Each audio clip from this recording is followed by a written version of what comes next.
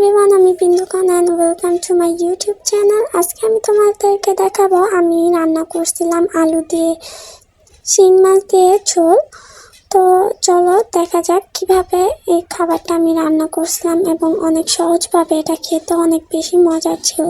কম বেশি সবারই শিং মাছ পছন্দ, আর আলু দিয়ে শিং মাছ দিয়ে তো এই কম্বিনেশনটা অনেক বেশি মজা লাগে। তো কথা না বাড়িয়ে চলো দেখি। তো এই জায়গায় আমি ফার্স্টে সিম্পলভাবে যে পেঁয়াজ, তেল, হলুদ, মরিচ এগুলো দিয়ে ভালোভাবে কষিয়ে নিয়েছিলাম, যে ক্লিপটা আমি আগে নিতে ভুলে গেছিলাম। তো তারপর এর মধ্যে যেহেতু শীতের সিজন, তো টমেটো অনেক বেশি পাওয়া যায়, তো সব তরকারিতে এখন কম বেশি টমেটো ইউজ করা হয়।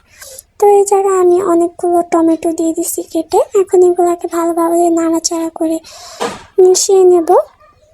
তো এই জায়গায় আমি শিং মাছগুলো ধুয়ে নিয়েছি একবার পরিষ্কার করে। তো এই জায়গায় টমেটোগুলো দিয়ে দিচ্ছি, ভালোভাবে নাড়াচাড়া করতেছি। এখন টমেটো গলার জন্য ওয়েট করব। তো এই জায়গায় দেখতেই পাচ্ছ টমেটোগুলো একদম ভালোভাবে গলে গেছে। তো এখন এগুলো নাড়াচাড়া করতেছি। তারপর এর মধ্যে এখন শিং মাছগুলো দিয়ে দেব।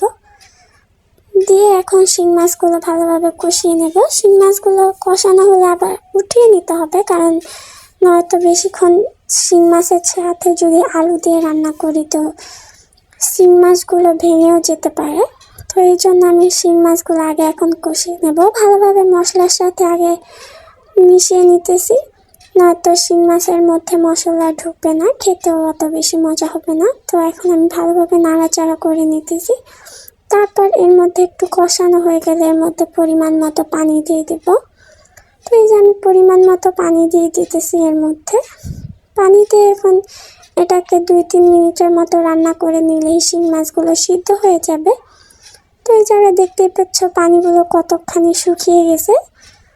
আমি অনেকগুলো পানি দিছিলাম। এখন এর মধ্যে আমার শিং মাছটাও কষানো হয়ে গেছে। তো আমি শিং মাছগুলো উঠিয়ে নিতেছি একটা জায়গায় অন্য একটা জিনিসে। তারপর যেই মশলাটা ছিল, আমরা আলু কুচি করে রাখছিলাম, তো এই জায়গায় আলুগুলো দিয়ে দিতেছি ওই মশলার মধ্যে।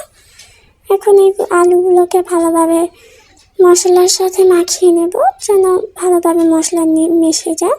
তো আমি একবারে পানি দিয়ে দিছি এর মধ্যে, যেন আলুটা একবারে সিদ্ধ হয়ে যায় ফার্স্ট রান্না করার জন্য। তো এই জায়গায় আলুটা সিদ্ধ হয়ে গেছে, আর আমি মাছগুলো এই জায়গায় উঠে আনিছি। তো আলুটা এখন পুরোপুরি সিদ্ধ হয়ে গেছে প্রায়। তো এখন এগুলোকে একটু নাড়াচাড়া করে নিতেছি আলুটা। তারপর এর মধ্যে যে মাছগুলো রাখছিলাম ওই মাছগুলো দিয়ে দিতেছি। এখন এই মাছগুলো একটু ছড়িয়ে দেব। তারপর একটু পরিমাণ মতো পানি দিয়ে দেব মাছের মধ্যে, নয়তো বেশি নাড়াচাড়া করলে শিং মাছ আবার ভেঙে যায়।